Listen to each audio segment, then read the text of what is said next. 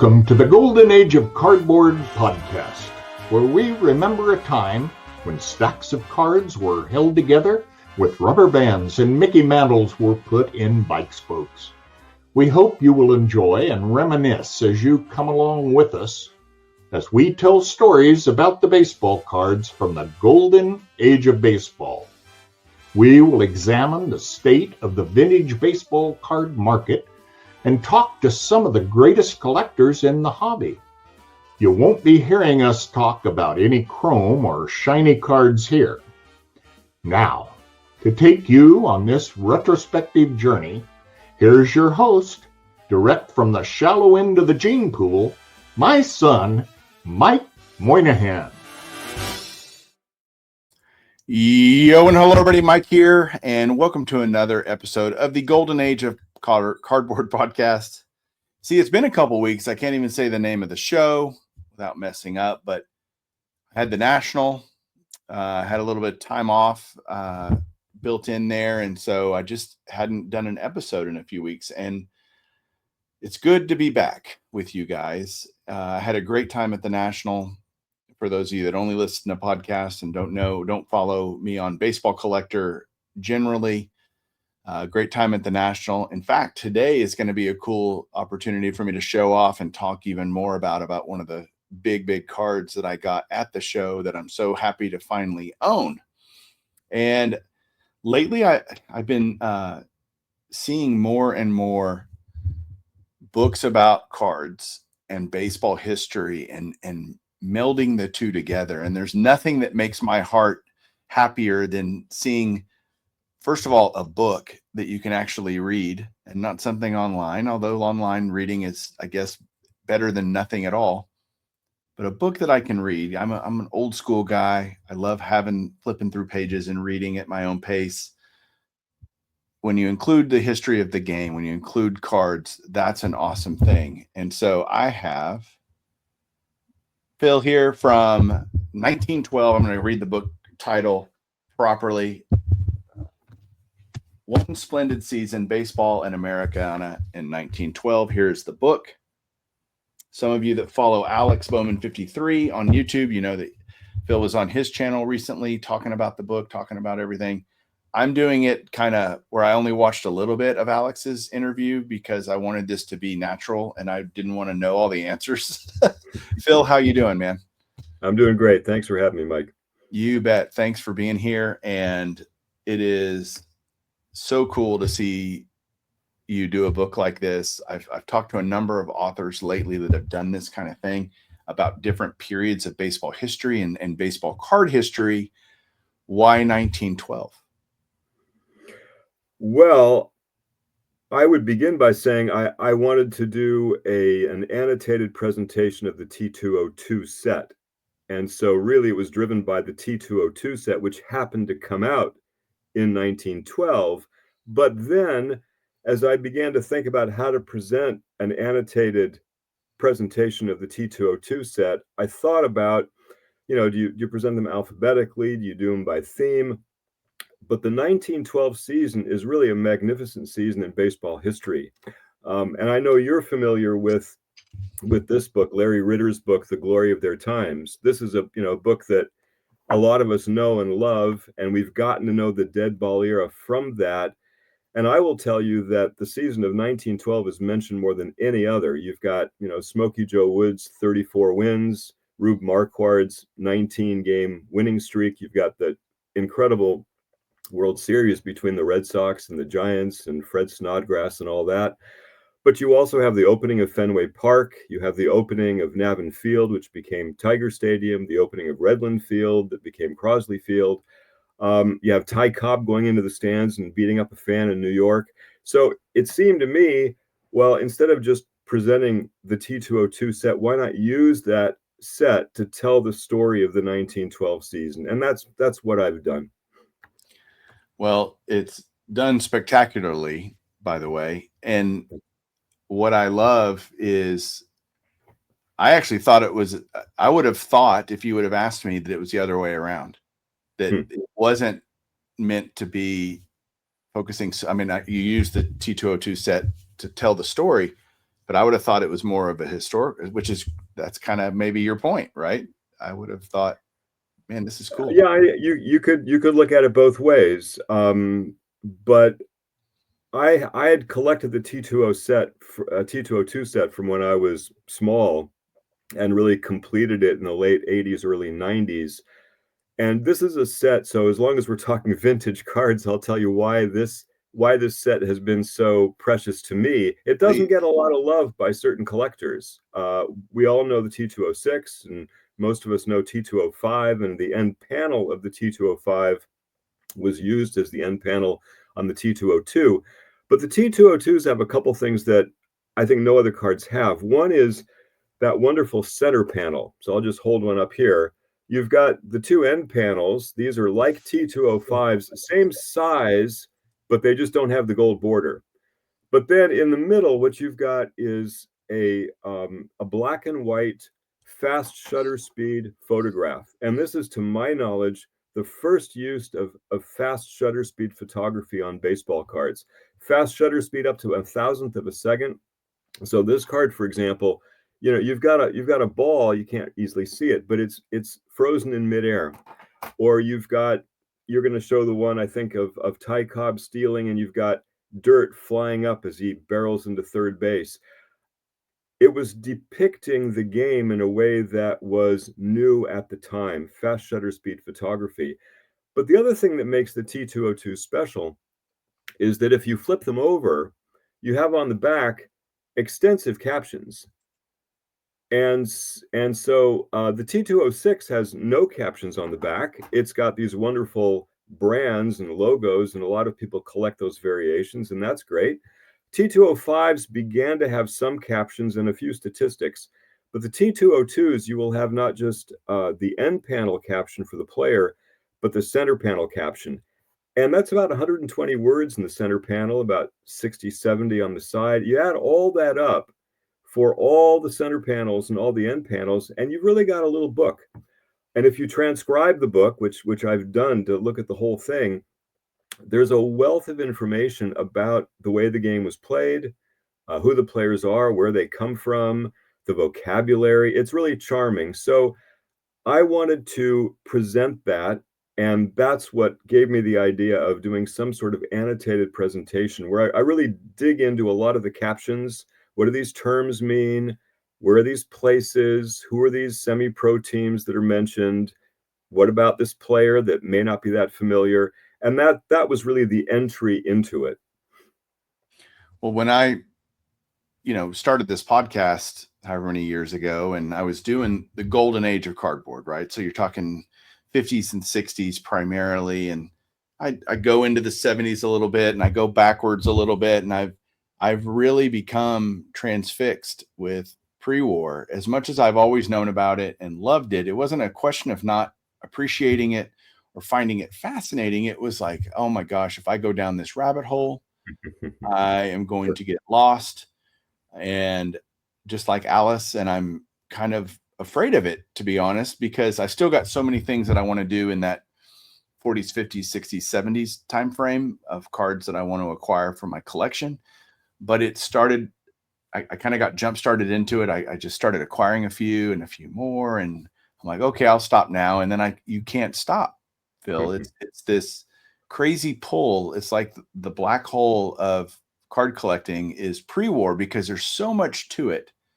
So I have a quick question about, obviously you're going to be the smartest person about the T2O set that I talked to. So I'm going to ask you some questions. Mm-hmm. Obviously, when Jefferson Burdick created the standard catalog system that we use even today, and for everyone out there that's used to hearing about 65 tops or 50, those are all easy, right? It gets a little more ambiguous or something in the showing the standard catalog there. Yeah, this is the Jefferson Burdick. Yeah. My version of it. Yeah. So a little bit of history for you guys. Jefferson Burdick created this system of identifying sets, and he used, for example, on T206's T stands for tobacco, therefore they were inserted most of the time in either tins or packs of cigarettes, and just basically they were with tobacco products in some way, shape, or form.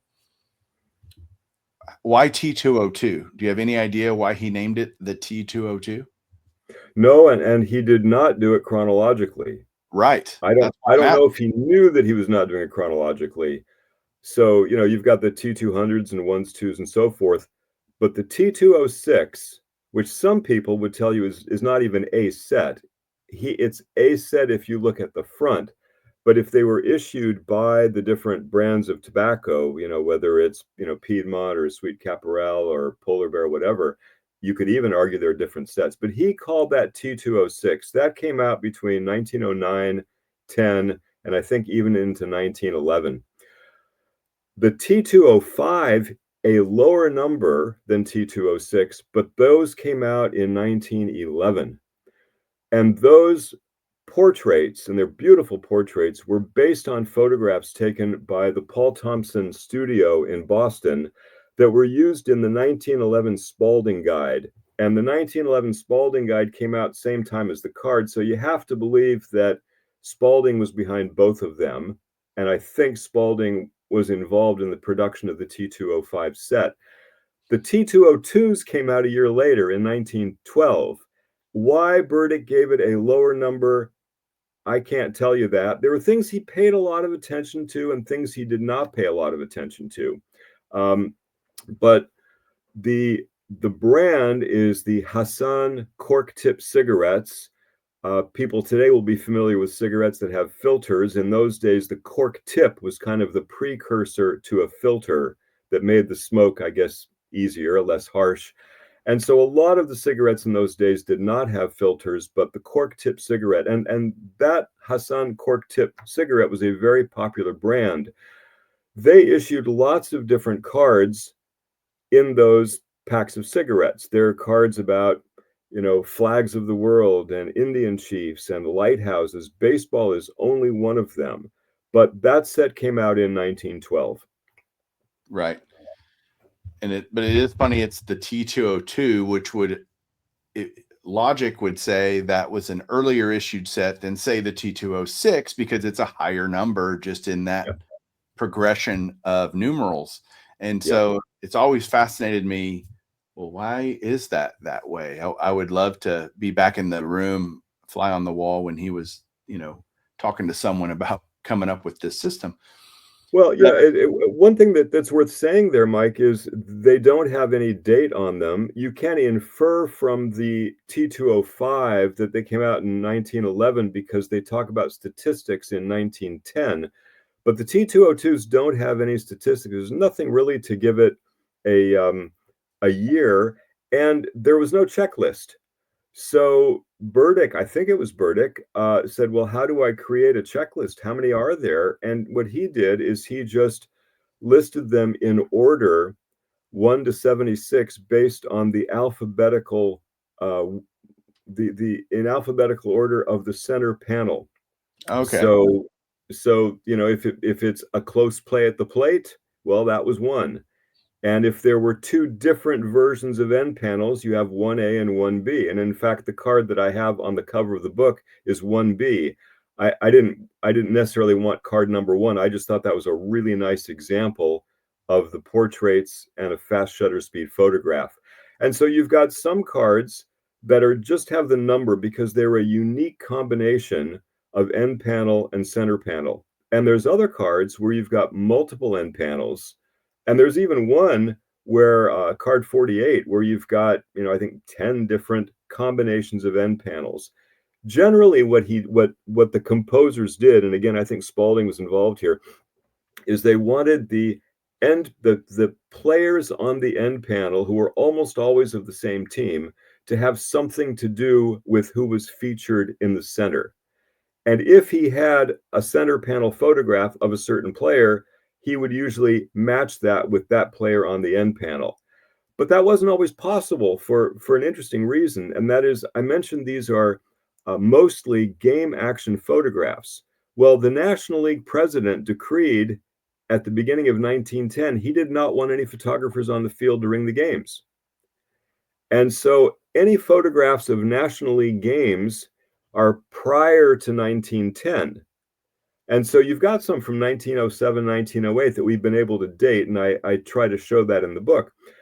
But more common were photographs taken at Cleveland's League Park by a photographer named Louis Van Oyen. So you see a lot of Cleveland players or action in Cleveland, and Charles Conlon, famous photographer at Hilltop Park in New York. So you had a lot of Yankees or Highlanders games there. So very often what you have are American leaguers in the center and National Leaguers on the side, because they didn't have a National League center panel. Huh. I guess I mistakenly thought that there might have been 3 or 4 different versions of each card, depending on the combination of end panel subjects and center panel subjects. But what you're telling me is sometimes there's only the one, and then sometimes it could be up to 10 combinations, right?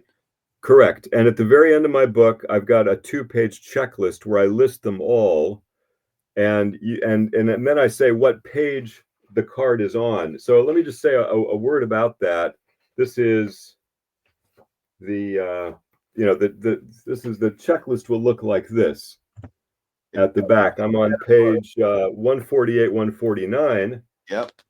So you can see that there's a 1A and a 1B, but there's only card number 2, a desperate slide for third, and it's got Ty Cobb with Charlie O'Leary, another Tiger, and that's the only version of that. And then you've got card 3, there's an A and a B, you've got Nap Lajoie in the center, and you've got some other players on the sides. The one I mentioned that has, about 10 is 48, just before the battle. That's got this great photograph of John McGraw shaking hands with Harry Davis of the Philadelphia Athletics before the start of the 1911 World Series.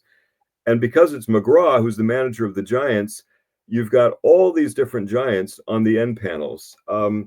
Some teams like the Giants, the Cubs, and the Athletics are on many, many cards. Most of their top players are represented on end panels. And then you've got a few teams, the Boston Rustlers, St. Louis Browns. There's only maybe 4 or 5 players on the end panel. So one thing I tried to do in composing the book is to make sure that you met every team fairly early in the season. Some you meet repeatedly because there's so many Cubs and so many Giants. But the scans I did, I'll just take a minute and mention this.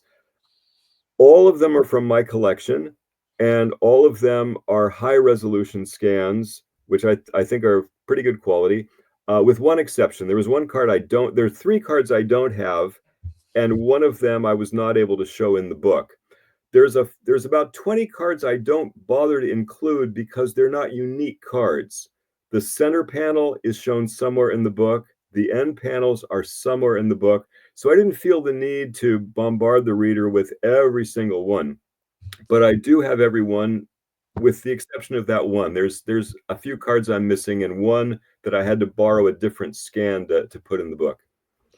Well, the photography, the scans of the cards, like I didn't mean to knock myself out of there. Hang on.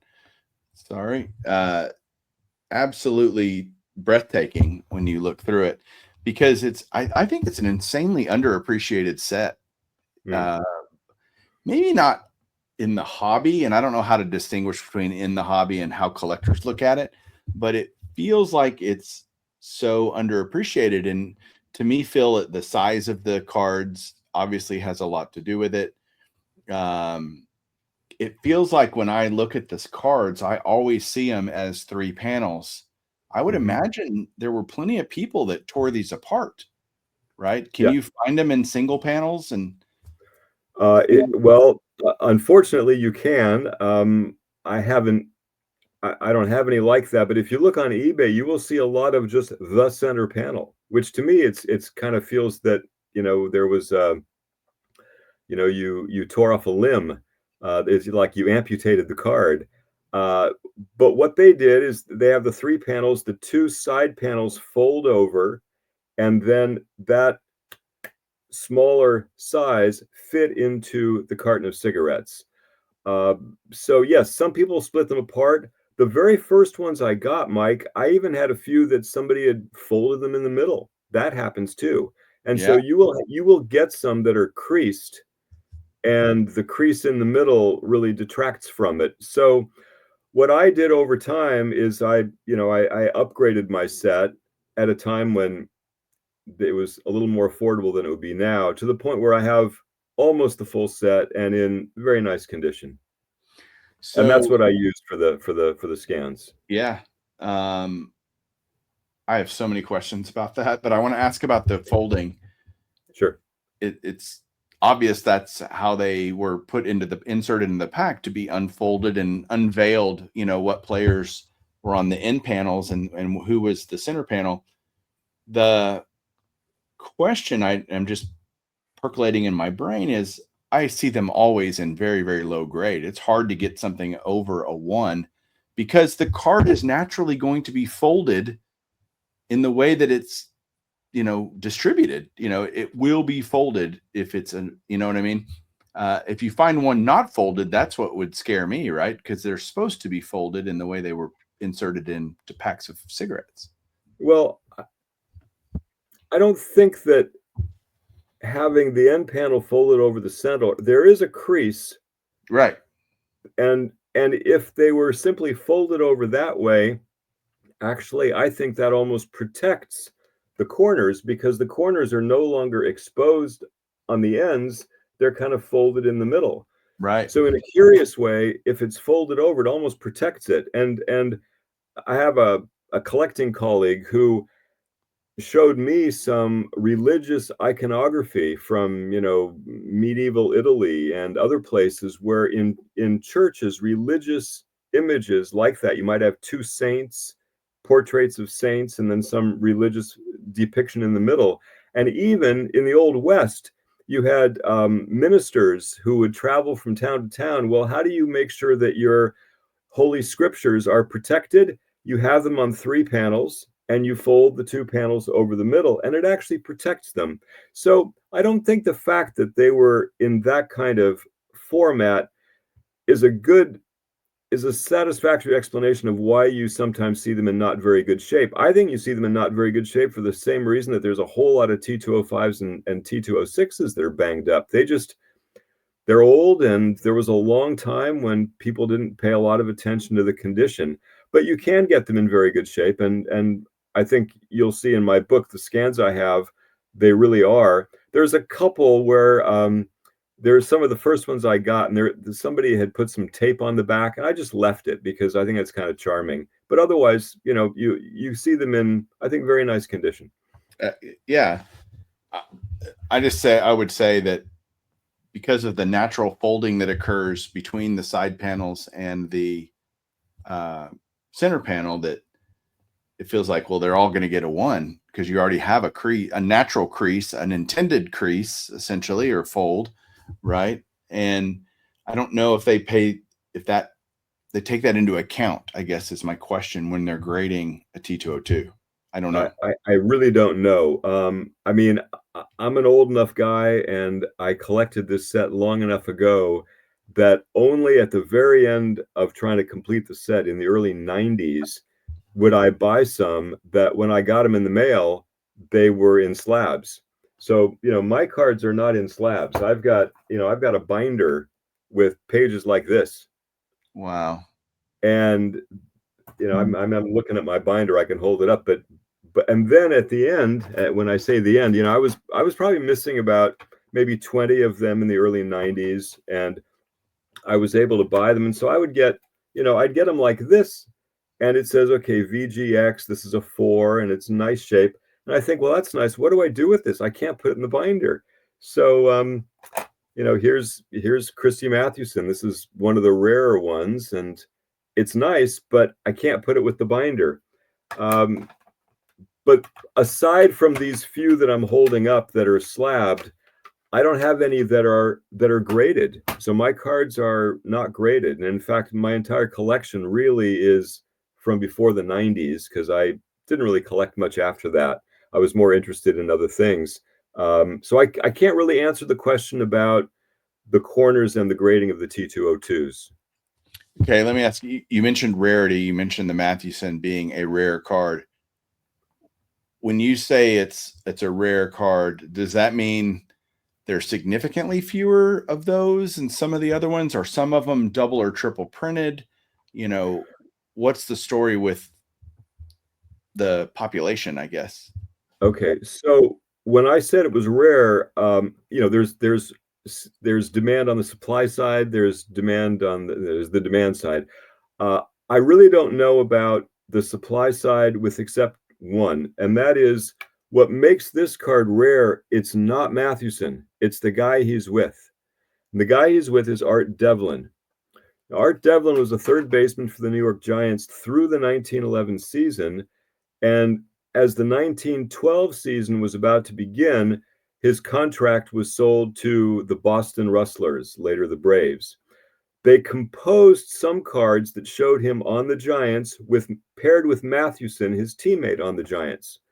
But once this deal was made in early April, apparently it was early enough they could then change that, and they changed him to the Rustlers.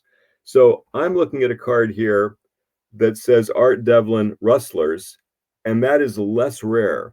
The much more rare is Art Devlin on the Giants, and that is a card I do not have. I could buy it, but it would cost me a lot, and then I would get a slab, and I say, what do I do with the slab? So I haven't really bothered. Aside from that, there was a time that card number 8, called Birmingham's Home Run, was considered scarcer. But I don't think that change in valuation is really held, and it's not obvious to me that it is rarer. I'm not so sure that it is. I think the variation in price is not so much supply driven. I think it's very much demand driven. There are so many great players in this set. You have Cobb, you have Mathewson, you have Walter Johnson.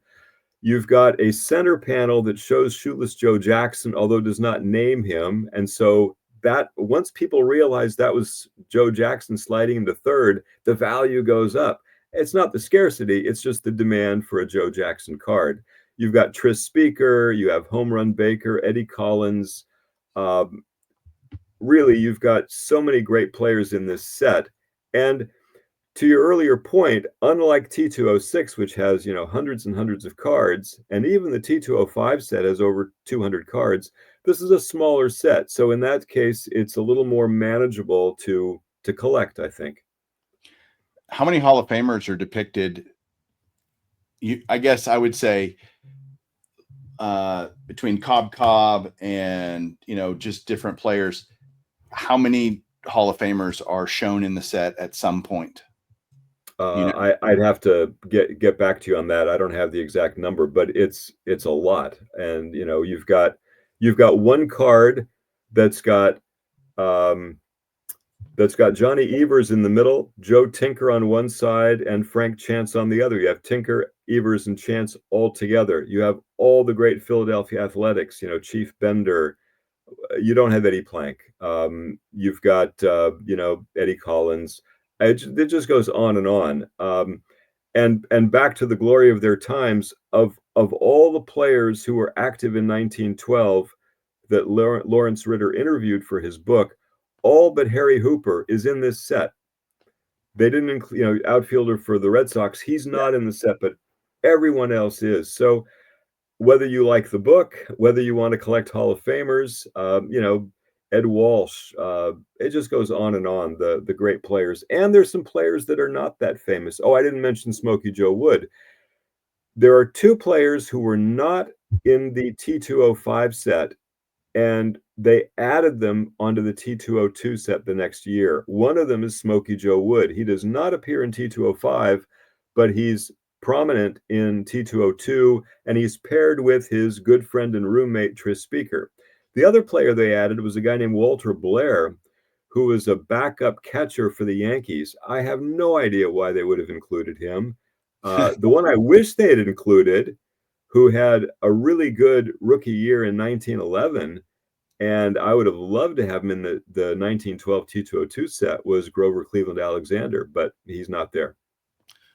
So two questions, and I want you just to talk, because I want to hear the story of how did you get to fall in love with this set so deeply? And when did you start collecting it? What was it and when? So, like most of us, I began collecting tops. I was an active collector from 1963 to about 68, between, third grade and eighth grade or something. I'm born 1955. So those were the cards I really liked. And around 1969, first of all, I don't think Topps in 1969 was all that good. They were recycling a lot of photographs because of the contractual dispute. I don't think the design was that interesting. But that year, a friend of mine he kind of introduced me to some publications that were beginning to blossom in the hobby. Small, informal publications. One was called The Trader Speaks out of Long Island. One that was called The Ball Card Collector out of Tennessee. And you could subscribe to these. They were done kind of, mimeograph. And there were people there who were selling these cards. Now, I didn't have much money. I was in high school, but I was a Giants fan. So what do you decide to do? You decide to collect all the Giants you can. So I set off, and here a bunch of T206 Giants. John McGraw and Christy Mathewson, and then T205s, and all I have is Giants. I wish I had got some other ones, but there it is. And somewhere in there, this is in the spring of 1970, when I was 15 years old, I set off to, I think it was a monthly auction. It was called Bray's Auction, Charles Bray, Bray, of paper collectibles, not just baseball, all kinds of paper collectibles. And somehow I knew there were these T202s, and I must have sent, I don't know, $3 or $4 and got about 8 in the mail. And some of them were in wonderful shape, and they're the ones I still have in my book. Others I needed to upgrade. But I saw these, this was spring of 1970, I was 15, and I just thought they were magical. Not just because of the center panel, which, as I said, is the first example of fast shutter speed photography, but I loved the captions. And the captions tell you stuff about the way the game was played and where these people came from. They came from coal mining towns in eastern Pennsylvania or southern Illinois, or they came from mill towns in Vermont, or they, so you get a sense about the game, how it was played, where first basemen were playing. And you have Hal Chase, who's on a lot of cards. He's kind of a star of the set because he was the first baseman for the Yankees. And as I mentioned, there's a lot of the photographs were taken at Hilltop Park. Most of them were taken either at first base or at third base. You had photographers who would kneel there with their heavy cameras. So you've got a lot of photographs of first baseman guarding the bag, or runners trying to get back on a pickoff attempt, or sliding into third, or rounding third to come around. So you learn some things in the captions about how first basemen were playing. You learn about Hal Chase as a fielder. So there's just a lot there. And so a few years later, I went off to college, and, for a number of years, they really didn't collect much. But when I came back into the hobby in the early 80s, I never collected Topps again. I collected some sets from the 50s. The year of my birth, 1955, I have the Bowman 55 and the Topps 55. I always loved the 53 Bowman, so I collected that. And then I wanted to collect the T202s. And that was harder to do. But I went to some shows. I lived in the San Francisco Bay Area, picked up a few, tried to get a few through the mail. But I moved to the East Coast in 1986, and I moved to the Philadelphia area. And I went to the Willow Grove show as soon as I could. And I got some cards at Willow Grove and then Atlantic City. And, gradually, late 80s, early 90s, pretty much completed the set. And you mentioned from that point, you haven't really been involved in collecting. Is that correct? Yeah, since then, I mean, early 90s, I was working, had a family, and I did the other thing I collected, Mike, and it's worth mentioning because it features quite prominently in the book. I was always interested in postcards of baseball stadiums. And I've got a lot. I have quite a collection there. So actually, when the cards tapered off, I continued on trying to collect stadium postcards. And there were a lot in that first decade of the 20th century. And so as teams built these larger concrete and steel stadiums, which were these wonderful structures, Forbes Field in Pittsburgh, Shibe Park in Philadelphia, and so forth, they were depicted in beautiful ways on these postcards. So those I began to collect as well. But you're right, work, family, lots of things happen. And so I really haven't been a very active collector. I never decollected. I never, That's a and my good. mom never threw anything out. So I still have everything, and mainly in binders. Okay. So then how does the book come about? Like, when does that process start? Because I know it's not overnight. No, actually, it was when I was finishing the collecting of the T202 set, and this is like, I remember I was going for a hike. We were out in the state of Washington, and I was going for a hike one day, and I had pretty much completed the set. This is 1993, and I just had this idea of, could I put them together in some kind of annotated presentation where I went in depth on the photographs and I went in depth on the captions. And this was just an idea in the back of my mind for a long time. Never did anything about it. I did see the T206 book that Tom Yep. Zappala put together. And so when I saw that, I said, that's interesting. And actually, I got in touch with him and I got in touch with his publisher. And I thought, well, maybe I could do something like this. But then I didn't act on that for quite a while. And then I came back to it about 6-7 years ago and thought, well, I'm getting close to retirement. This would be a fun thing to do. And then I saw a book called Game Faces. Are you familiar with Game Faces? I am. Okay, so when I got that book, I thought that was just beautifully done. That was a book that accompanied an exhibit at the Smithsonian Institute in Washington, and I thought visually it was great. And so I contacted the fellow at the Smithsonian and I said, who's your designer? He put me in touch with a gentleman named Antonio Alcala at Studio A is his company in Alexandria, Virginia. And I contacted him and I said,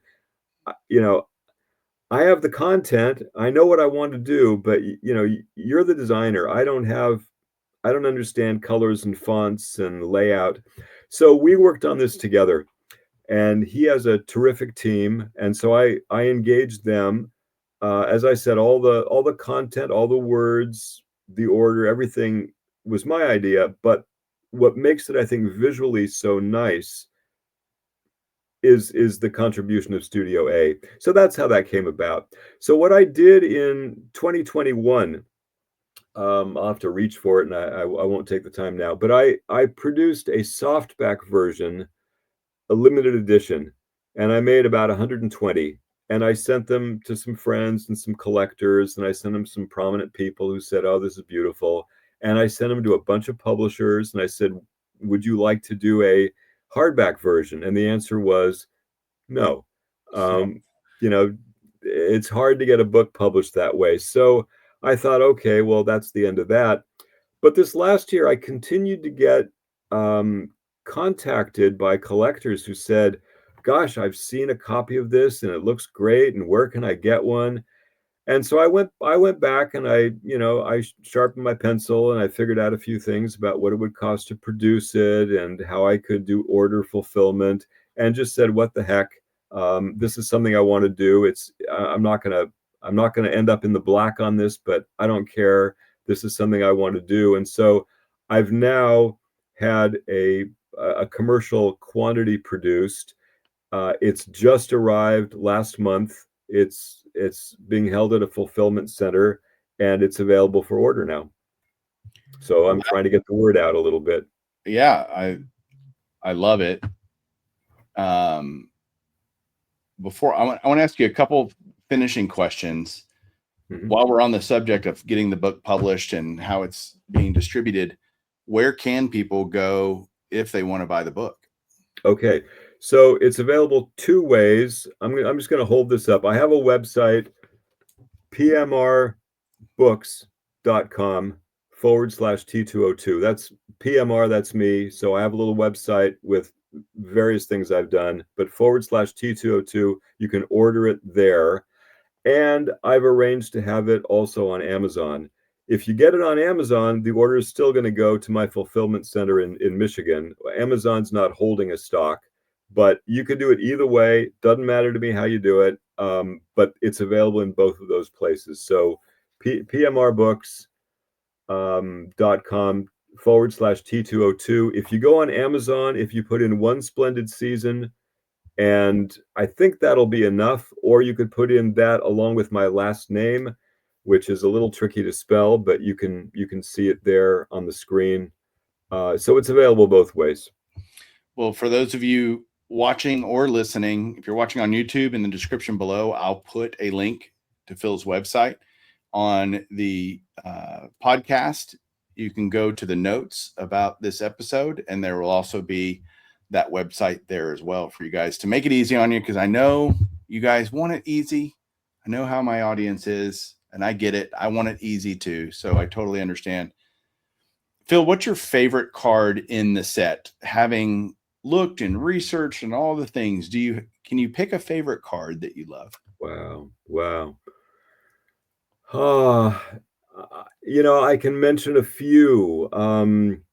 The just before the battle with John McGraw shaking hands and Christy Mathewson and Chief Myers, that the one I show in the book was one of the ones I got when I was 15. And I don't know what the rating would be. It's probably a 4 or a 5, but it's a beautiful card, and I like the caption on the back. There's one called The Athletic Infield, and it was a photograph taken before I think the second game of the 1911 World Series at Shibe Park in Philadelphia, and you have what they called the $100,000 infield of Home Run Baker, Jack Berry, Eddie Collins, and Harry Davis, and then you've got Baker and Berry on the sides. You gotta love that. And the Ty Cobb, I think you have one you can hold up. The Ty Cobb steals third. This is probably the only one where the center panel is very, very well known. I mean, this is probably the single most famous photograph from the dead ball era. Most of the other center panel photographs are not that well known, but I've tried in correspondence with various collectors to find the original photographs that were used. And there are many pages where I show the center panel, I show the card, and then I show larger the original photograph, which oftentimes has detail that was airbrushed out. So I try to show a little bit about the detail that might have been removed to create the card. Anyway, to answer your question, those are some of them. There's some other ones that the players aren't that well known, but the photographs are these wonderful pictures where they catch the ball in midair, or they catch somebody sliding, and they have these wonderful captions about what was going on. There's so many, really. Right. Well, I only have one, and I just showed it. I have the Cobb Jennings. Cobb is the right panel, Jennings the left panel, and Cobb stealing third, which is that famous Conlon photo, right? Or I mean, Yeah. No, that's right. It is Conlon, yeah. So the desire to have that, I'm a kind of a typeset collector, Phil, and so I love to have examples from as many sets as I can, just because it tells a history in and of itself to own each of these sets. That was the one I really wanted because it shows 3 Hall of Famers, obviously the famous center panel photograph, a playing days Cobb, which is never a bad thing.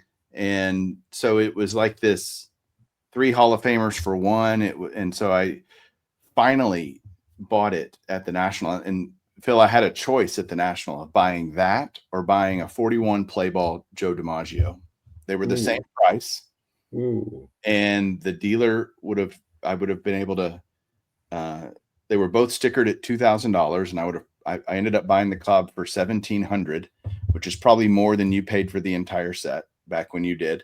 But as I was sitting there, I was like talking to friends, and it was a hard decision for me in the moment that became an easy decision because the play ball DiMaggio I can find, it's not a hard card to find. It's certainly an expensive card, but at the same time, this is, to me, such a just better representation of what I wanted to have in my collection. I can always get another DiMaggio, and this was just, and now I'm so glad I made, like, weeks later now, I'm just like, wow, I'm so glad I have this card. I absolutely love it.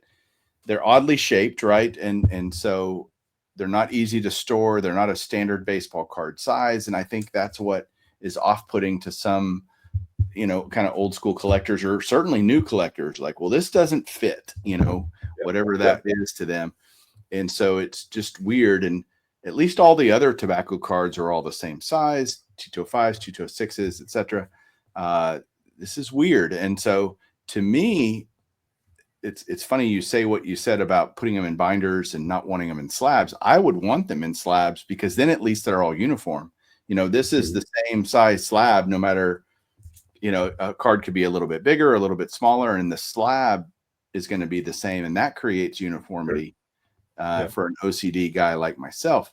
But this one, even though it's a PSA 1, it's stunning. It's absolutely beautiful.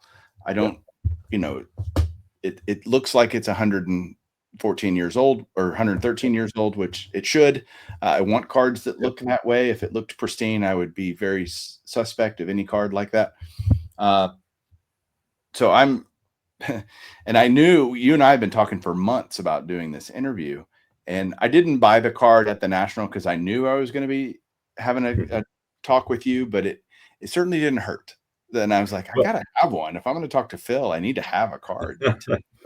Well, let me just make two quick comments there. One is, we've talked about the corners and whether they get beat up and so forth. One of the things to be careful about when you buy these is what I call the registration, the printing registration. That is, whether the black and the color is overlaid perfectly or whether it's slightly off, because you can get tobacco cards, and certainly the T202s, where you've got a little registration problem. So, be careful about that. But the other point I would make is, if you were, so you know this answer better than I do. If you had wanted to get that end panel Cobb in T205, similar condition, would the market price be greater or less than what you paid there? More, for sure.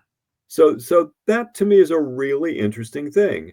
And is that because the T205 set is just more popular, full stop? But there seems to almost be a discounting that goes, or even a reduction in perceived value when you add these other things on. Now, if you add on a center panel and an end panel of stuff that's unrelated, I get it. But my gosh, you've got a center panel there of Cobb in action. I just wonder, how could that not be more valuable than the T205 Cobb? But it is what it is, and the market finds its own value, and for whatever reason, you've got some terrific players on T202s that are, I think, selling less than what the single panel would be for. So I think you've done well there, me personally. If I was to, thank you. I agree with you. The speculation I would have is, again, because this is, we use the term tall boy slab, it was built to fit old basketball cards and other, just other oddball size, non-standard sized cards. And that, I think that they go, well, it's cool, but where am I going to keep it? And that to me is not the reason not to buy a card. And so I just think that's a hindrance for a lot of collectors, that, because even the T205s and T206s, they are still in the same slab that a 56 tops would be in. If you had a T206 and a 56 tops, those slabs are going to fit perfectly together and stack together and be stored together and be a uniform size once encased in plastic. And even though the cards are very different sizes inside, right? This adds another dimension of complexity to collecting that I think some collectors are turned off by. Again, it feels like an asinine explanation. I'm not trying to say it makes any sense. I'm just saying if you were to ask me and pin me down and say, why do you think these, to me, this card should be more than a T205 Cobb, because I have 2 Cobbs and Hugh Jennings, right? I've got 3. Talk about the ultimate combo card, right? The first combo cards weren't, 1953 Bowman color. They were here, right? In the T202s, because there's multiple, in a lot of cases, there's multiple Hall of Famers depicted on each card. So that would be the only explanation that I would make sense. I'd love to hear comments down below. Phil and I would love to know what everybody thinks, why these aren't as popular, ergo not as expensive as a single T205 Ty Cobb. The T205 Cobb is fantastic. It's the same card though, other than the gold border, right? I mean, it's the same picture, same fonts, same basic design, and so that's the only thing I can come up with for you, Phil. I think that's probably right. It's just not standard. It's just unusual. And, if you're in the collecting mode and you like things a certain way and you're used to it, you go, ooh, this is kind of an oddball thing. I'll just leave it alone. And that's, hey, that's fine. But, and maybe it's people who don't collect it who will say, well, this book is a way to have the entire set. I mean, every end panel and every center panel is presented at some place in the book, and every back of those panels is shown with annotation of the text. So there's really quite a lot in the book. Do you know people that have what I would term a master set, like all the different combinations and all the different, because there's only one back. It's only a Hassan back. That's why they're called only a Hassan back. Well, so this is an interesting point. I have learned that there is a little variation in the backs, and it's going to slip my mind, but some backs are black and some are red, and there's the factory designated, and there's one factory that's almost always black and one that's almost always red, but there's a few examples of the reverse. And so I know one person who collects these variations in the back. I don't know if people really pay attention to that and there's going to be any value difference. There's one variation also. There's a card of Johnny Evers where his background is not green. It's kind of a bluish green, but it's demonstrably different. And that's the only variation I know of. I don't have that, and I didn't include it because the version that was shared to me by this collector was frankly not in a condition that was as good as the others. So I just left that out. In 1991, there was a big auction of, I think it's Sotheby's, and I bought the catalog because that was as close as I was going to get to buying a lot of these cards, was to buy the auction catalog. And this was, I think, a set that Wayne Gretzky and a collecting partner had put together. And the T202 set there was said to be the finest put together, including all of the the Evers variation. So I know that somebody out there who bought that, unless they broke it up, has really a terrific set. But I can't really answer beyond that. I don't know of many people who have been focusing on this set. It's probably still something that people can put together. I don't know who's done it in, to have the perfect set. Yeah, I'm worried that, again, I've opened a Pandora's box that, because I've seen the different combos in this book and I'm like, oh, I would love that. I would love that McGraw. I would love that Marquardt. I would love, and I'm just like, okay, Mike, calm thyself, don't get too crazy, but picking up more of these and adding these to the collection over time is something I could totally see myself doing. And that's in large part to your book and just the amazing presentation of the cards, the talking about the history of what was going on and everything. And so you did a masterful job, and I highly encourage anyone out there that's even remotely interested in this stuff, or even if you just want to learn, this is a great resource for you to have.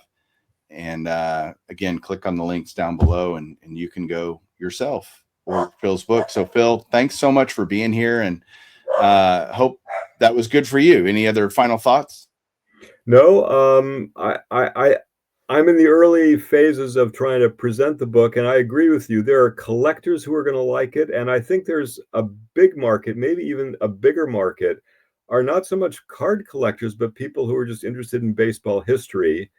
And so much is explicated about the captions, the vocabulary, how the game was played. So I think I'm going to be curious to see exactly where the market is and where the audience is. But I think it's collectors on the one hand, but it's just people who enjoy baseball history and that particular era. I like to think that it's almost the illustrated companion to Larry Ritter's book. And I think people who liked the glory of their times and enjoyed hearing the words of the players might find that this is a book that also has imagery of the stadiums, of the players, the photographs, and it complements very nicely. So I think it's a historical book, but it's also for card collectors and people who like vintage cards. I think will enjoy it. Well, you will be happy to know that I'm building a new card room. I'm building a new house, and in it will be a massive card museum, for lack of a better word. And in that, I'm going to probably have a little coffee table, and this book is going to be prominently displayed all the time on my coffee table. It's that kind of a book that I could just sit and pick up and read a few chapters and just peruse the pictures, and it's that good. And so you have at least one fan in me for sure. So thank you for your hard work and making this come to fruition and do it. And man, I enjoyed the conversation so much and learning so much. So thank you for being here. Okay. Thank you, Mike. Thanks very much. All right, guys, that is it for this week's episode. Thank you for listening. Thank you for watching out there. Appreciate it as always. Please leave comments down below. Let me know what you think. Let us know what you think. And we'll see you soon for another episode. Thanks for watching. Have a great one. Keep collecting.